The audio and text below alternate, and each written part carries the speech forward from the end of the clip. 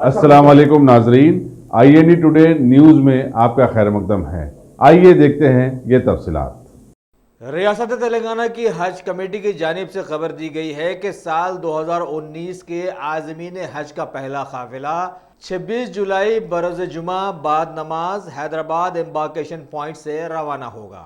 लिहाजा इस पुरमसरत और पुरमुक़द्दस मौके पर काफिले को विदा करने के लिए तेलंगाना के बहुत सारे आला ओहदेदारों ने हज हाउस आने की अपनी ख्वाहिश जाहिर की, जिसमें शामिल हैं वज़ीर दाखिला मोहम्मद महमूद अली, अक़लियती उमूर के वज़ीर के ईश्वर, हुकूमत के मुशीर AK खान। इनके अलावा हज हाउस का स्टाफ तो वहाँ मौजूद होगा ही, साथ ही दीगर सियासी जमातों के कायदीन और समाजी खिदमतगार भी पहले काफिले को हरी झंडी दिखाने के लिए वहाँ आने की ख्वाहिश जाहिर की है। वैसे आज हज हाउस कमेटी के चेयरमैन मोहम्मद मसीहुल्लाह खान ने खास तौर पर हमारे IND टुडे के नुमाइंदे से बातचीत करते हुए बतलाया कि अब की बार हज कमेटी की जानिब से आज़मीन हज के लिए बेहतरीन से बेहतरीन इंतजाम किए गए हैं।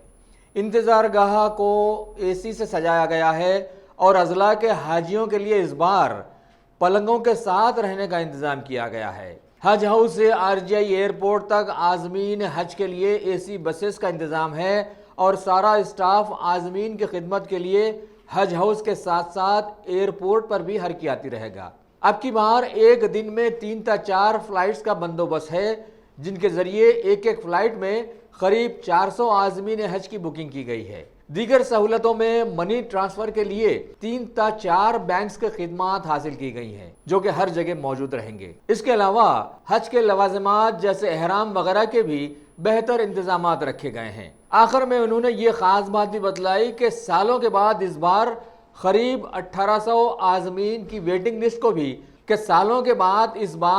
करीब 1800 आज़मीन की वेटिंग लिस्ट को भी तक़वियत दी गई है, जबकि पहले ऐसा कभी नहीं हुआ था।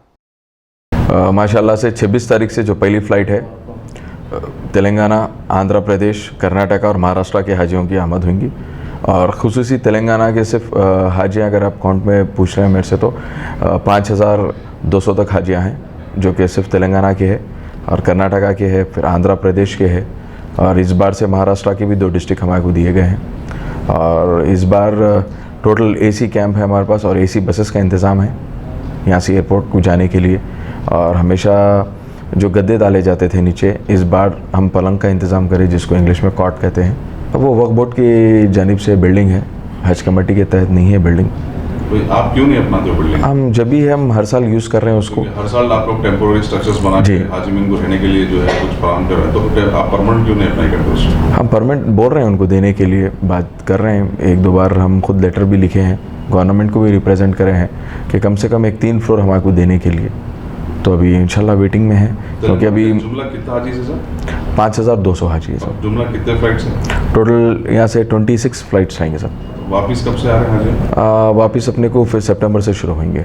साहब ये बीच में सुनने में आ रहा था और अखबारों में भी आया है कि जो है हज कमेटी कुछ 1 करोड़ रुपए की जो है इमदाद की ज़रूरत थी बोल के। जी। तो सुनने में ये भी आया है कि आप कहीं से कर्जा लिए, ये कहाँ तक सही? नहीं, देखिए ये गवर्नमेंट का फ़ंड है, हम उर्दू अकेडमी से लिए। जब भी हमारे पास हमारा फ़ंड आ जाएगा हम उनको वापस दे देते वो चीज़।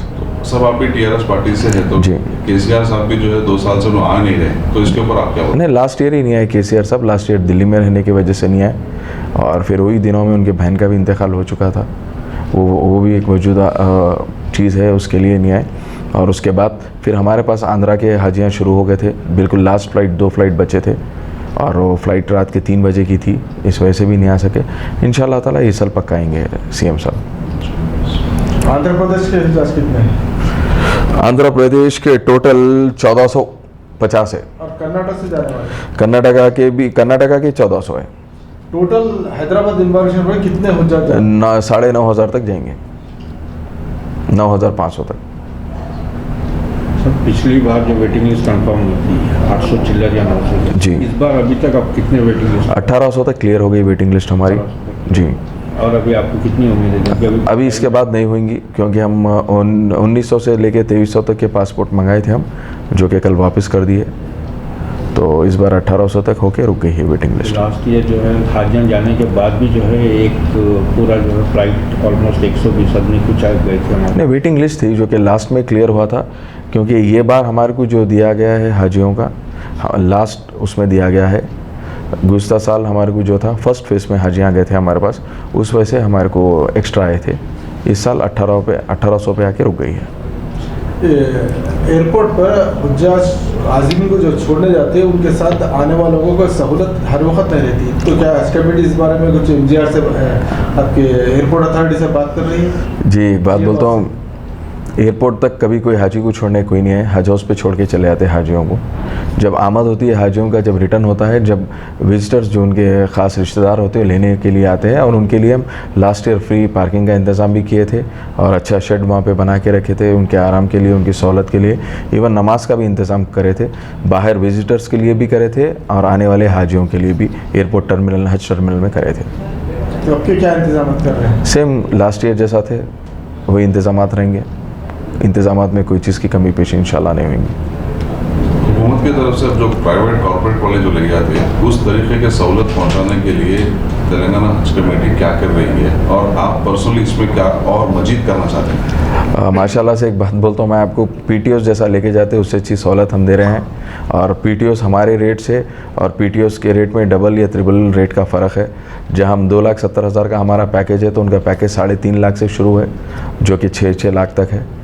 तो हमारा उनका कोई चीज़ का कंपेयर नहीं हो सकता है, क्योंकि हाजी को अच्छे से अच्छा लेके जाने और गवर्नमेंट जितने ज़िम्मेदारियों में लेके जाती है। देखिए, ये साल 25,000 तक हमारे को एप्लीकेशन फॉर्म्स आए थे, जबकि हमारा कोटा है 5,500 का। तो इससे अंदाज़ा लगा लीजिए आप कि कई लोग प्राइवेट से बोल के नहीं, गवर्नमेंट से जाने के लिए ज़्यादा वो करते हैं। ये उम्रा के मामले में भी काफ़ी लोग परेशान हैं। जी। तो हालिया में आपके पास भी कुछ कमेटी के लोग आए थे मुंबई से, वो लोग चाह रहे थे कि कुछ उम्रा के पैकेजेस स्टार्ट करेंगे। जी। तो तेलंगाना हज कमेटी भी क्या उम्रा के पैकेजेस शुरू करेगी? बराबर सेंट्रल हज कमेटी हमारे को जो गाइडलाइंस देंगी, हम बराबर वो गाइडलाइंस पर चलेंगे। अगर वो लोग उम्रे का भी पैकेज सेंट्रल हज कमेटी शुरू करेंगे तो इंशाल्लाह ताला स्टेट में भी उस चीज़ का अमल होगा। Ghazi kidney centre and multi speciality hospital, गुर्दे और बवासीर के इलाज का 40 साल मशहूर हॉस्पिटल, जहां हजारों पेशेंट्स क्योर हो चुके हैं। Doctor Husaini international national award winner और दूसरे डॉक्टर्स और लेडी डॉक्टर्स की जेर खिदमत गुर्दे के तमाम अमराज का मुकम्मल ट्रीटमेंट किया जा रहा है। गुर्दे फेल हो चुके हों, डायलिसिस करवा रहे हों, याद रखिए डायलिसिस कोई इलाज नहीं, इससे 1% भी गुर्दे रिकवर नहीं होते। हाँ, डायलिसिस टेम्पररी रिलीफ दे सकता है, लेकिन हमारे ट्रीटमेंट से गुर्दे फिर से फंक्शन में आ सकते हैं। गुर्दे श्रिंक हो गए हों या सिस्ट हो, गुर्दे की पथरी हो, कैसी भी गुर्दे की तकलीफ हो, या पाइल्स यानी बवासीर, चाहे ब्लीडिंग हो या कोम, बगैर ऑपरेशन मुकम्मल क्योर ट्रीटमेंट का एक ही centre, Ghazi kidney centre, DLRL main road, opposite Vikas high school, Chandrayangutta, Hyderabad. Cell 9966930824 या 9391326261। अगर आपने हमारे चैनल को सब्सक्राइब नहीं किया है तो आपको यहाँ सब्सक्राइब बटन दिख रहा है, उसे क्लिक करिए और सब्सक्राइब कीजिए, और साथ ही साथ बेल आइकॉन को भी क्लिक करिएगा, जिससे कि आपको ताज़ा अपडेट मिलते रहें।